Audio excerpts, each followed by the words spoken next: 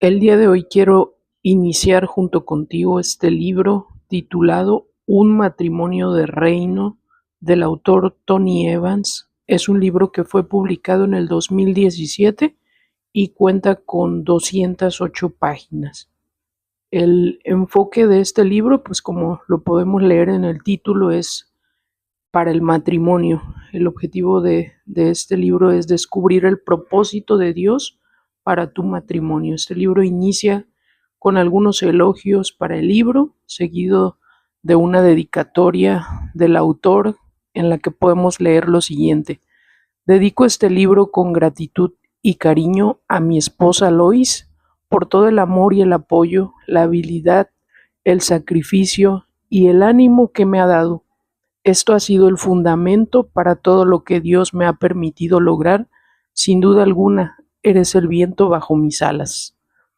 Ese libro está dividido en dos partes. La primera parte titulada El fundamento de un matrimonio del reino, que consta de 5 capítulos, y la segunda parte, La función de un matrimonio del reino, que está formada por 8 capítulos. Son 13 capítulos que conforman este libro que es de mucha bendición.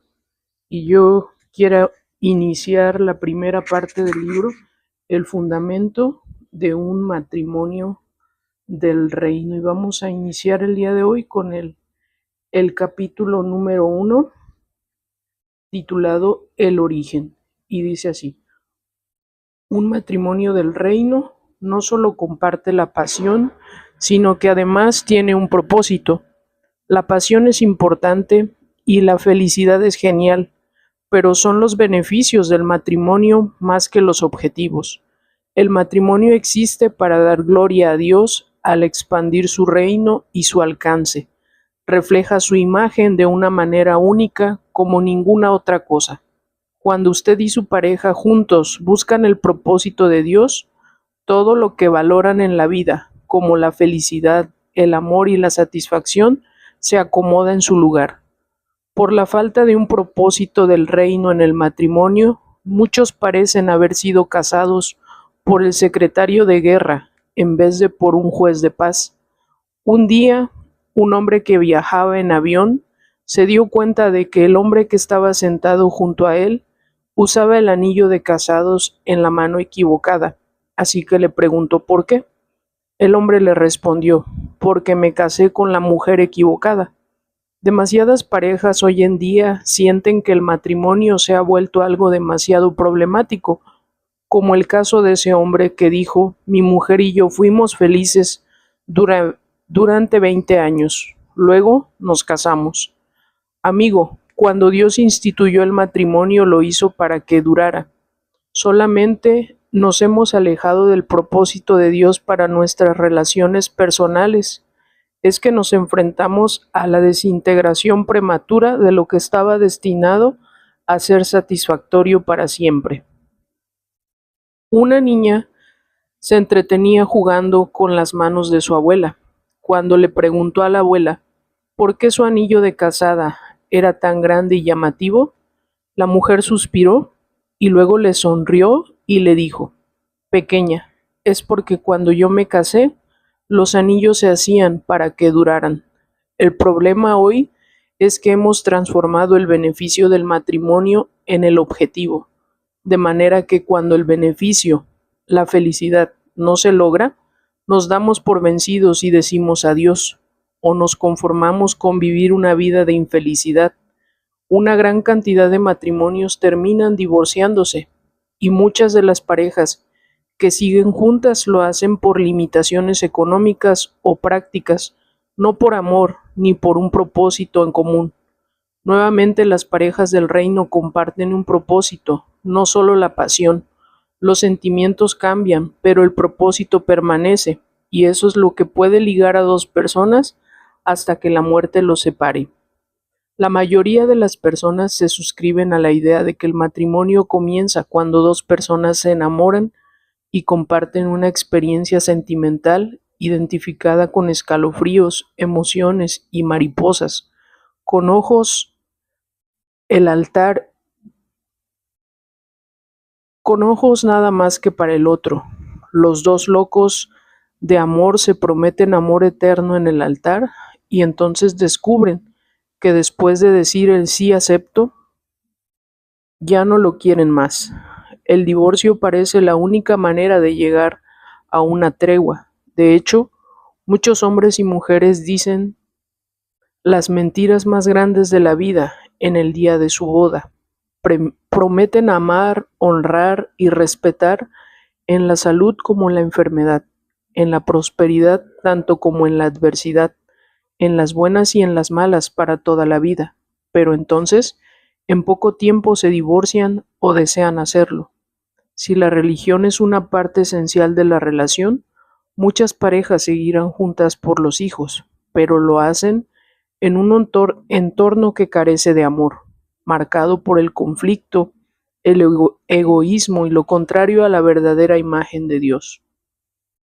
Cuando los niños crecen en hogares sin amor, no aprenden las lecciones cruciales que son necesarias para desarrollar una buena imagen de sí mismos, ahora y para construir su propósito matrimonio sólido en el futuro.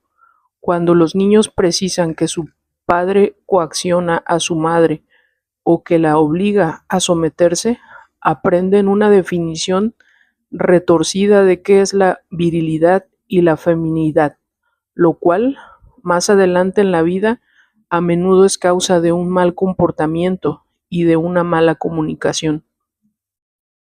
En la actualidad, son muy elevados los índices de los matrimonios que fracasan, no porque ya no nos llevamos bien, sino porque hemos perdido de vista la bendición ligada al matrimonio bíblico. El matrimonio no es simplemente un contrato social, es un pacto sagrado. No es tan solo en medio para buscar el amor, la felicidad y la realización.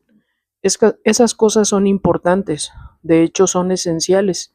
Sin embargo, no son lo más importante ni lo más esencial.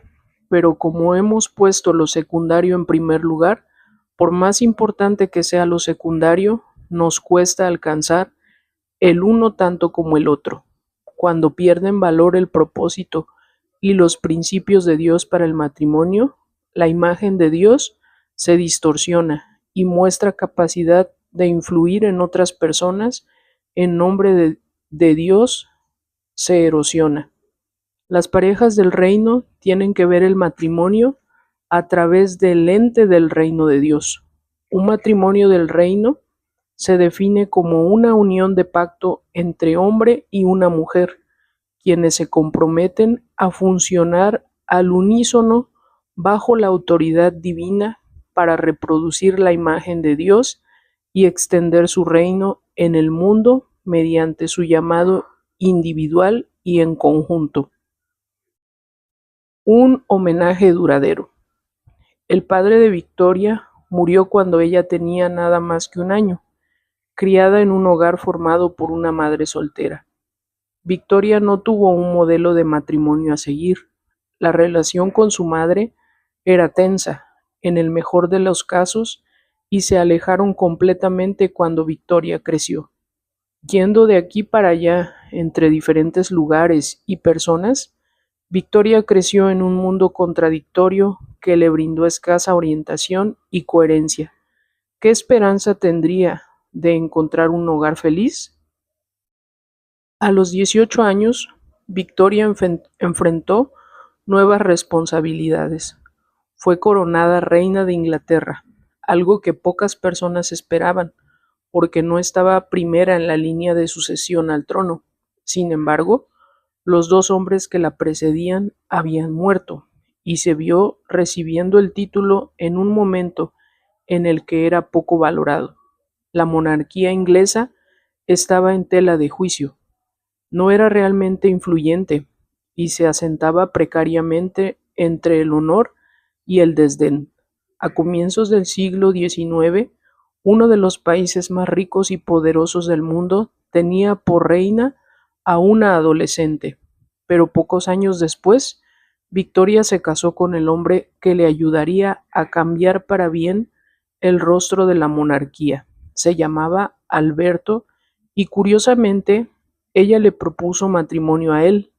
Dado que era la reina, él no tenía permiso para proponérselo a ella. Poco después se casaron, y tanto el diario personal de Victoria como los relatos revelan que estaban profundamente enamorados desde el principio. Posteriormente, ella escribió: "Sin él, todo pierde interés". Mantuvieron un matrimonio firme hasta la prematura muerte de Alberto, a los 42 años. Aunque fue breve, lo que su matrimonio produjo fue excepcional. No solo fortaleció el reinado de Victoria, ya que Alberto se convirtió en el asesor, jefe y promotor principal de su esposa, sino que además extendió el dominio y el reinado de su país en todo el resto del continente, a través de sus hijos. Victoria y Alberto criaron a sus hijos con una mentalidad del reino. Alemán de nacimiento, el príncipe Alberto era considerado por la mayoría un extranjero invasor y un entrometido en Gran Bretaña. Sin embargo, se convirtió en un líder respetado por su pueblo, ya que honró el cargo y la fuerza de Victoria, a la vez que buscó el bien para la carrera y la nación de su esposa mediante su influencia en las cuestiones políticas y nacionales. La opinión sobre la monarquía cambió completamente para fines del gobierno de la reina Victoria y llegó a ser entendida definitivamente como una poderosa herramienta para el bien del país. Asimismo, los 9 hijos que tuvo ese matrimonio continuaron ampliando el alcance de ese bien a países cercanos y lejanos.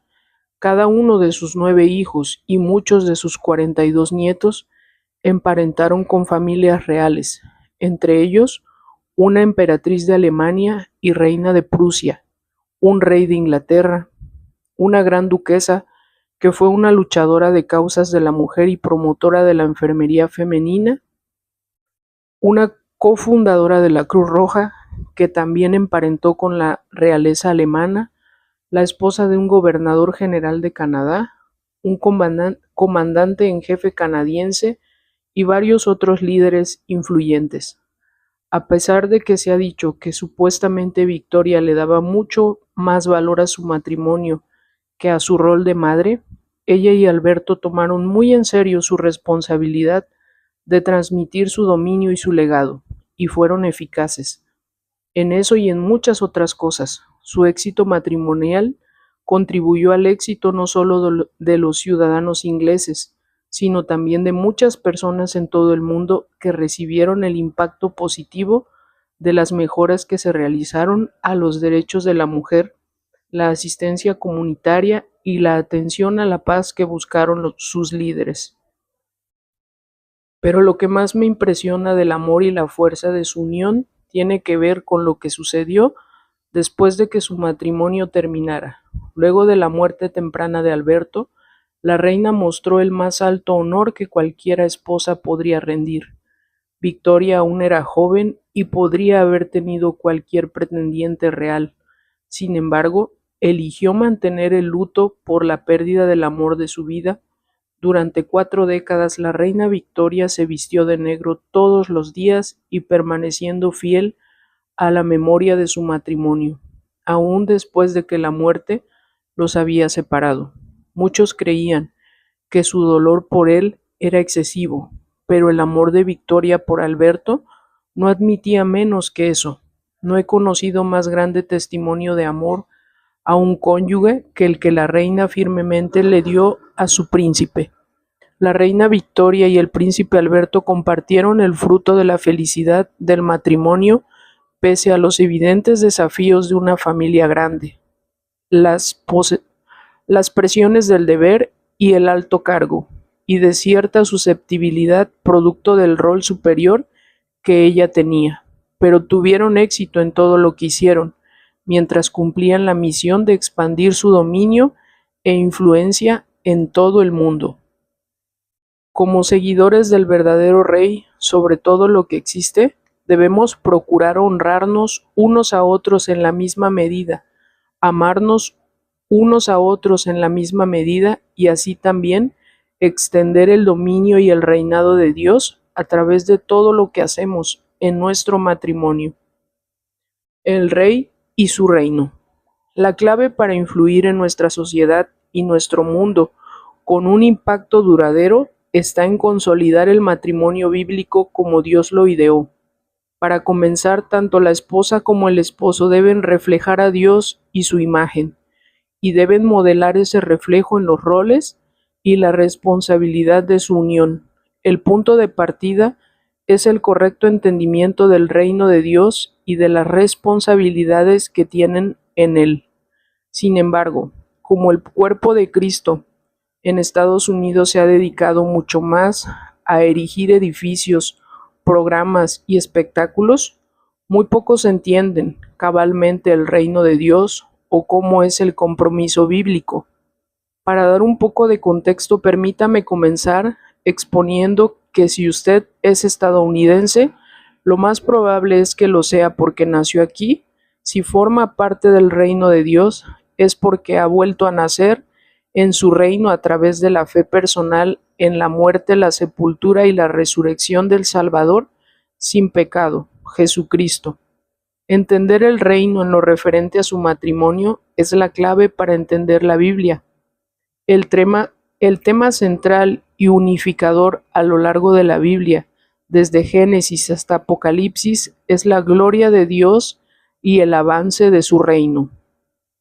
Cuando no integramos el tema del reino a nuestro estudio bíblico y a su aplicación, la Biblia se convierte en una recopilación de relatos inconexos, muy interesantes por la información y la inspiración que contienen, pero que no parecen tener relación en cuanto a su propósito, dirección y relevancia actual.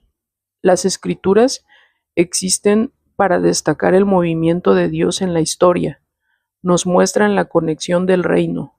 Entender plenamente este concepto es lo que hace a este manuscrito de varios miles de antigüedad relevante para nuestras decisiones cotidianas.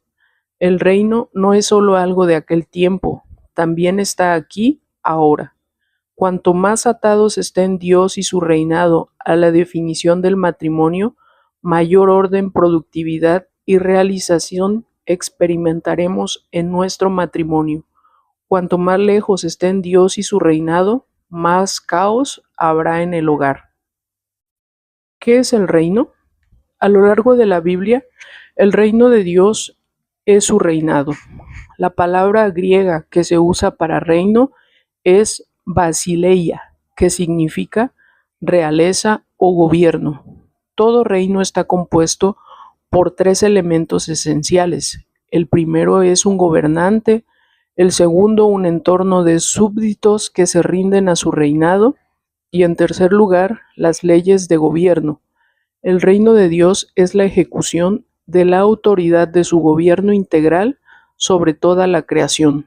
Su reino es universal y cubre todo lo que existe. El universo en el que vivimos es una teocracia. Teo se refiere a Dios y cracia se refiere al reinado.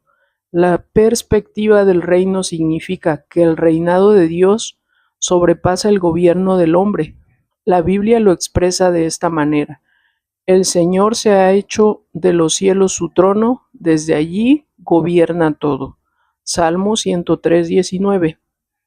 El reino de Dios es más grande que los reinos temporarios, gubernamentales y sociales que forman nuestro mundo. No se limita a las paredes de la iglesia en las que invocamos su nombre en el ámbito comunitario. El reino está aquí ahora y todavía no solo está cerca, sino también lejos. Jesús habló de esto poco antes de su crucifixión cuando le respondió a Pilato: mi reino no es un reino terrenal. Si lo fuera, mis seguidores lucharían para impedir que yo sea entregado a los líderes judíos, pero mi reino no es de este mundo. Juan 18:36. El reino de Dios consta de instituciones de pacto, entre los cuales está la familia, la iglesia y el gobierno civil. Dios las gobierna todas y cada una es responsabilidad ante Él y sus valores como soberano, independientemente de que reconozcan su reinado. Cuando no logran funcionar bajo su autoridad, se producen caos y consecuencias similares a las que vivieron Adán y Eva en el jardín y a los que podemos ver alrededor de nosotros hoy en día. El fundamento de la civilización es la familia, y el fundamento de la familia es el matrimonio. Por lo tanto, la destrucción del matrimonio deriva naturalmente de la destrucción de la civilización. Por ello, es crítico que hagamos que el fortalecimiento de las parejas y las familias sea una parte integral de la misión de la Iglesia. Las tres instituciones de pacto, la familia, la Iglesia y el gobierno civil, fueron creadas para funcionar sobre la norma de la verdad absoluta. Primero lo vemos puesto en evidencia en el jardín, cuando Dios le dijo a Adán y Eva que podían comer libremente de cualquier árbol, excepto del árbol del conocimiento del bien y del mal. Dios quería que su revelación y no la opinión humana fueran la base y el fundamento de su relación. Cuando ellos comieron de este árbol, se apartaron de la naturaleza absoluta del orden de Dios, dando lugar a la razón en sus futuras ecuaciones. Como consecuencia, hoy en día debemos tener cuidado de poner siempre nuestro raciocinio bajo el paraguas de la verdad absoluta revelada. La verdad es fundamentalmente el conocimiento basado en Dios. Este estándar de la verdad es innegociable y trasciende los límites culturales, económicos, situacionales y de credos. El programa del reino no solo opera sobre este fundamento de la verdad absoluta, sino que también lo hace bajo el único principio general que se nos ha presentado para que entendamos la obra y el reino de Dios. Este principio es su gloria. Romanos 11:36 dice que todas las cosas provienen de Él y existen por su poder y son para su gloria. A Él sea la gloria por siempre. Amén. La gloria indica importancia y valor. Dado que todo se origina en Dios, sucede a partir de Dios y se dirige hacia Dios. La gloria de Dios existe intrínsecamente en Él. El hecho de que le atribuyamos la gloria a Dios o no es irrelevante para la cantidad de gloria que tiene. Su gloria ya está completamente presente en Él. No obstante, hasta qué punto experimentamos y accedemos en lo personal la gloria de Dios en nuestra vida, en nuestro matrimonio y en nuestro hogar depende de cuánto nos sujetamos a su reinado integral. Cuando alineamos nuestra vida a Dios y a su reinado, Él irradia su gloria en y a través de nosotros. Experimentamos la vida abundante y los matrimonios abundantes que Cristo vino a asegurar para nosotros. La principal manera de darle gloria a Dios es rindiéndonos a su reinado. Esto reconoce la supremacía que Él tiene sobre cada área de nuestra vida. Cuando funcionamos en nuestro matrimonio basándonos en estos principios del programa del reino, somos libres para experimentar la mano de bendición de Dios y su promesa de que todas las cosas cooperarán para nuestro bien. En cambio, cuando no funcionamos de acuerdo con el reino de Dios y su reinado sobre nuestra vida, le ponemos un límite a nuestra oportunidad de experimentar la obra de su mano que está trabajando para que todas las cosas cooperen para nuestro bien. Eso es porque hemos escogido definir a Dios según nuestros propósitos, en lugar del suyo. Pero Dios no se define por nadie más que por sí mismo. Lo más importante es el reinado de Dios y no el del hombre. Si el reino de Dios es integrador, como hemos visto, también lo es el programa del reino. El programa del reino puede definirse como la demostración visible del reinado integral de Dios sobre cada área de la vida. Para que el programa del reino se manifieste en su matrimonio, usted tiene que alinear todo lo que hace, piensa y dice bajo el reinado de Dios. Cuando lo haga, experimentará el fruto de todo el bien que Dios tiene planeado para usted. El motivo por el que tantos luchamos como creyentes es porque en vez de llevar a cabo el programa de Dios, queremos que Dios bendiga nuestro programa matrimonial. Queremos que Dios les dé el visto bueno a nuestros planes en lugar de realizar nosotros los suyos. Queremos que Dios nos glorifique a nosotros en lugar de nosotros darle gloria al honrar el pacto matrimonial como Él lo ideó. El propósito del matrimonio. Dios fundó el matrimonio en un entorno perfecto. De hecho, el matrimonio vino antes que el pecado. Dios creó a la primera familia y les dio su bendición, su comisión y su imagen.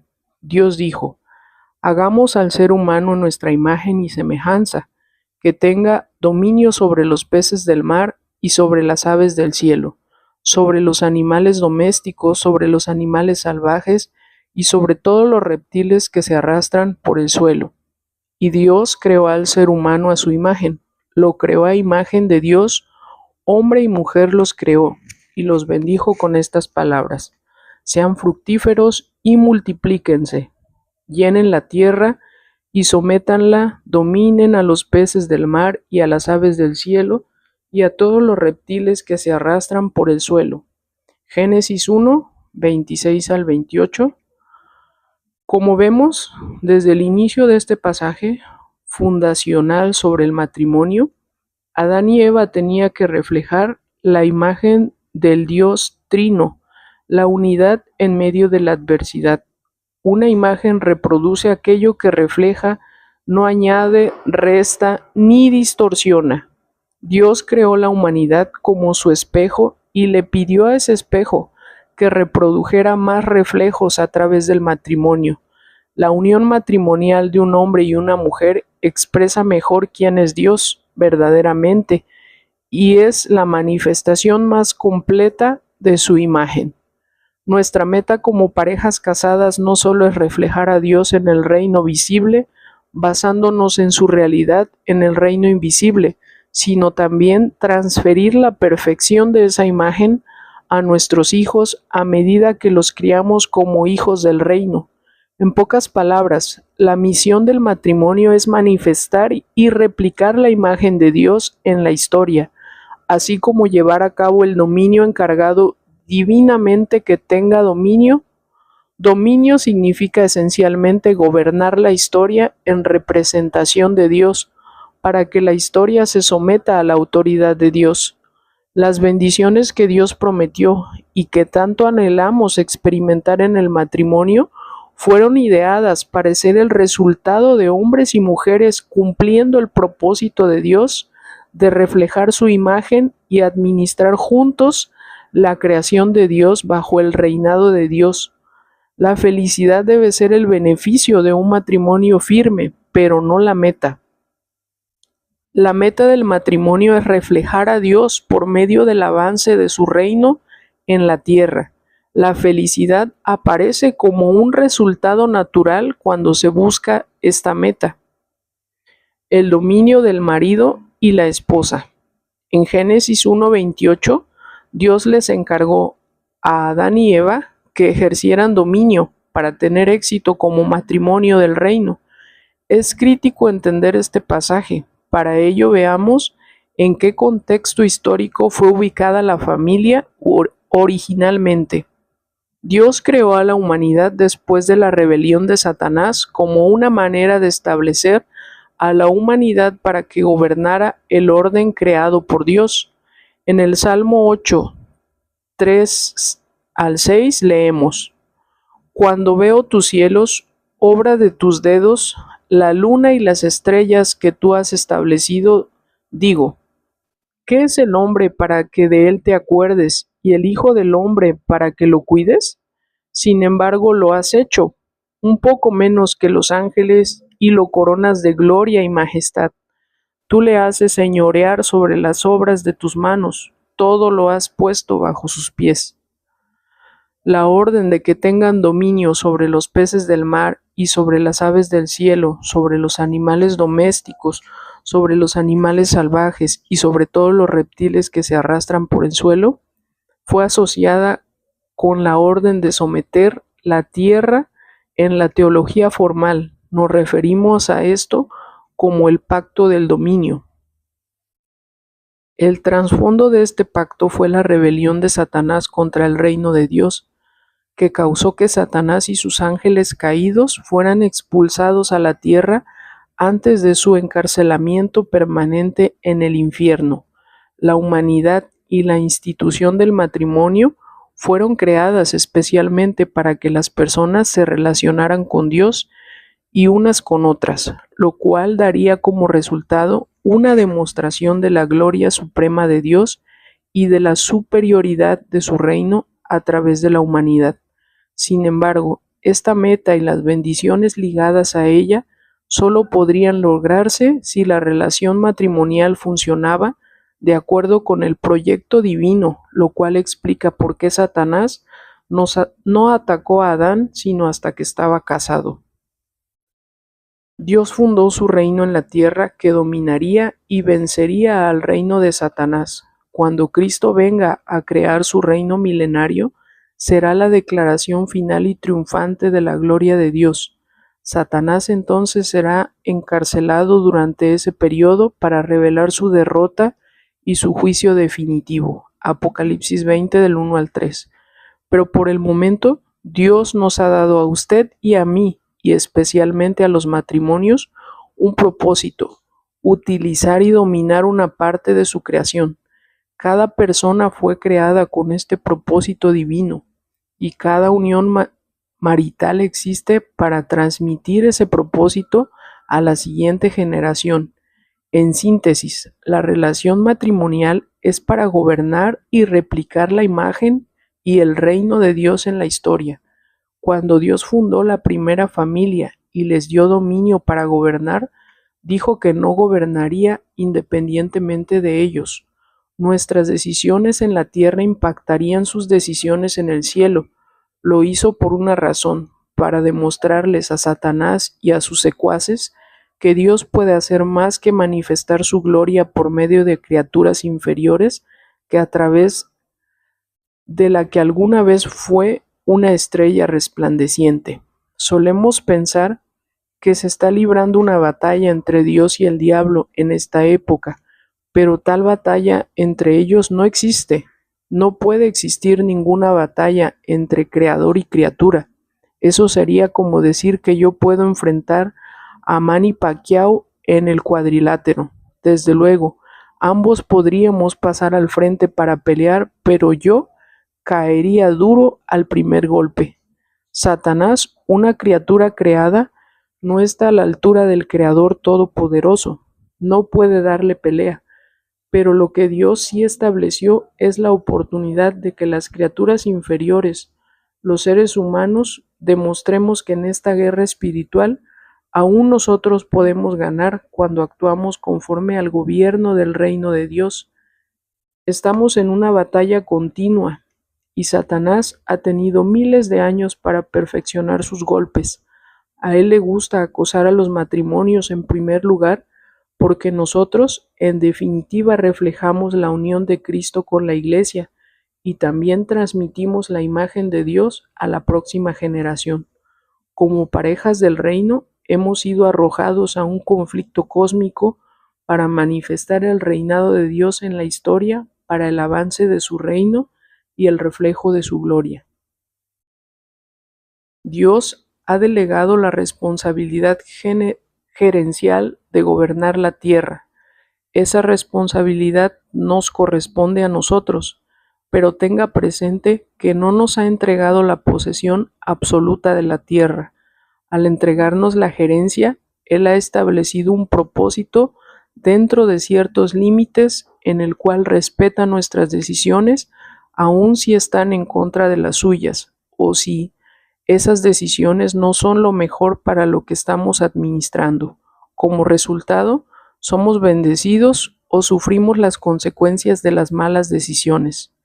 Dios es el propietario definitivo de todo, pero nos ha delegado las responsabilidades gerenciales bajo su soberanía. Las decisiones que ustedes toman como pareja sobre cómo relacionarse el uno con el otro y cómo reflejar a Dios ante los demás a través de su unión afecta directamente la calidad de vida que experimentan. La tragedia de la mayoría de las parejas es que han seguido el ejemplo de Satanás, reclamando derechos de propiedad, no solo responsabilidades gerenciales.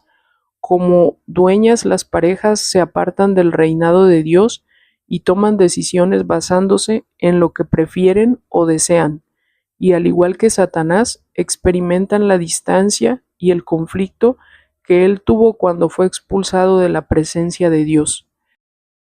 Eso quiere decir que usted puede tener un matrimonio feliz o desdichado, dependiendo de si ejerce o no su señorío como reflejo de la imagen de Dios.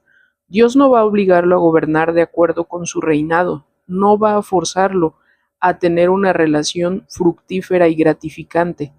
Él estableció el matrimonio y sus propósitos, pero usted tiene la opción de vivir de acuerdo con esos propósitos o no.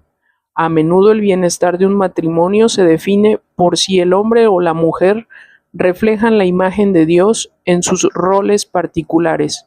Cuando ese espejo se hace añicos o incluso si se resquebraja, el reflejo de la relación se rompe con él. Casi siempre que una familia entra en crisis es a causa de que uno o ambos cónyuges actúan fuera de los límites del pacto matrimonial. Son el modelo de un espejo roto. Como consecuencia, experimentan menos favor de Dios. Satanás trata de lograr que renunciemos a nuestra gerencia y se la entreguemos a él, engañándonos para que creamos que tiene autoridad o intenta hacernos administrar mal de acuerdo con nuestros dictámenes y cosmovisiones distorsionados. Muchas veces lo hace promoviendo el conflicto en nuestras relaciones o mediante la incitación a elecciones impías. Cuando como pareja fallamos en alinearnos bajo el mando del reino de Dios, se fijan los límites del combate. Los puntos de vista egocéntricos como esos causan tensión en el matrimonio, pero los problemas y las luchas que enfrentan los matrimonios deberían llevarnos a buscar y a aplicar el poder de Dios, no a divorciarnos de nuestra pareja. He sido el capellán de los Dallas Mavericks de la NBA durante más de 3 décadas. Disfruto de un buen partido de baloncesto tanto como cualquier otro y tengo algo de habilidad. Soy prácticamente imbatible. Cuando juego solo, cuando no tengo rival, puedo hacer cualquier jugada y encestar siempre, pero en mis años mozos, cuando tuve la oportunidad de jugar contra un ex delantero estrella de los Mavericks, Mark Aguirre, pronto descubrí que no era tan bueno para el baloncesto como creía. La verdadera prueba para mis habilidades con la pelota llegó solamente cuando me enfrenté a un rival. Así pasa con el matrimonio, pero el conflicto, la lucha, el desafío y las diferencias no deberían destruir nuestra unión, deberían mostrar el poder de Cristo que está en nosotros. Como matrimonio, Jesús nunca les pedirá como pareja que haga algo que Él no les haya dado ya la capacidad de hacer. Filipenses 4:13. El matrimonio es uno de los mejores medios de demostrar las diferencias que Jesucristo puede hacer. Usted puede reflejar la gloria de Dios y la unidad de la Trinidad a través de sus propósitos, honor y amor compartidos como una verdadera pareja del reino.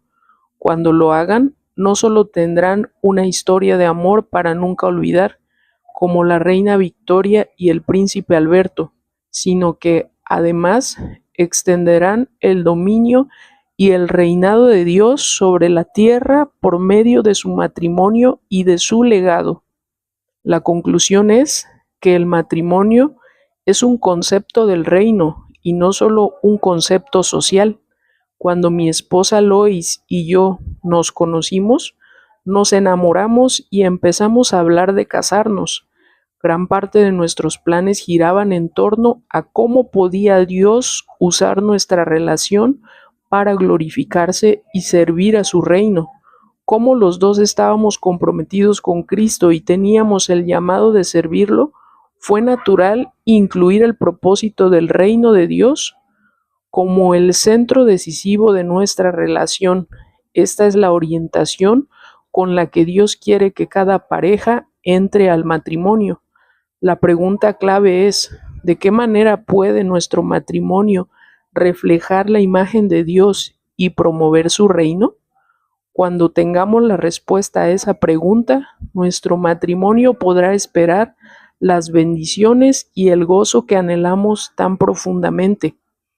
Estuvo bastante claro cuando se estableció el matrimonio que Dios quería que la institución estuviera soberanamente bajo su control y que existiera para su propósito, por lo que fue Dios quien creó al hombre, fue Dios quien comunicó su palabra al hombre, fue Dios quien reveló la necesidad del hombre de una mujer, fue Dios quien creó a la mujer del hombre, fue Dios quien trajo la mujer al hombre, por lo que claramente la intención de Dios fue nunca quedar fuera del matrimonio